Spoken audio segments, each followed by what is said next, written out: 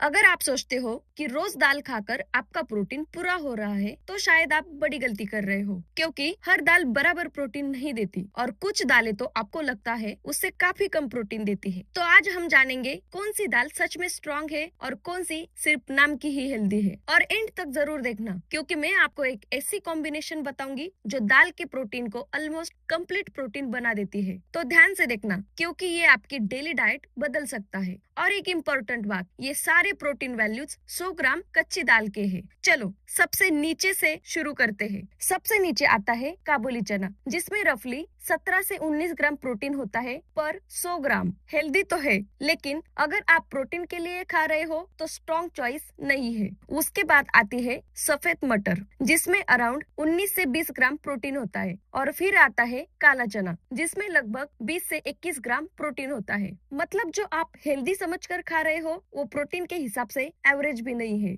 अब थोड़ा ऊपर आते हैं, यही से चीजें इंटरेस्टिंग होने लगती है। मोट दाल, लोबिया और राजमा, इन सब में रफली 22 से 24 ग्राम प्रोटीन होता है। और एक अंडररेटेड दाल, कुल्थी या हॉर्स ग्राम, इसमें भी काफी अच्छा प्रोटीन होता है। यहाँ तक आते आते लग रहा होगा कि अब तो स्ट्रॉन्ग ऑप्शंस आ गए, लेकिन अभी भी ये टॉप नहीं है। अब आते हैं उन दालों पर जो ऑलमोस्ट हर घर में डेली बनती है, चना दाल और तुअर दाल या अरहर दाल। इनमें अराउंड 22 से 25 ग्राम प्रोटीन होता है। यही वो दालें हैं जो हम रोज खाते हैं, लेकिन ट्विस्ट ये है, ये भी नंबर 1 नहीं है। अब ध्यान से सुनना, यही से गेम बदलता है। मूंग दाल लगभग 24 ग्राम प्रोटीन और सबसे अच्छी बात, इजीली डाइजेस्ट हो जाती है। मसूर दाल 24 से 25 ग्राम प्रोटीन, लाइट भी है और प्रैक्टिकल भी। और अब आते सबसे ऊपर उड़द दाल, जिसमें लगभग 25 से 26 ग्राम प्रोटीन होता है। अगर सिर्फ प्रोटीन देखोगे तो यही असली किंग है, लेकिन यही पर सबसे बड़ा कंफ्यूजन होता है। ये जो सारे नंबर्स है, ये रॉ या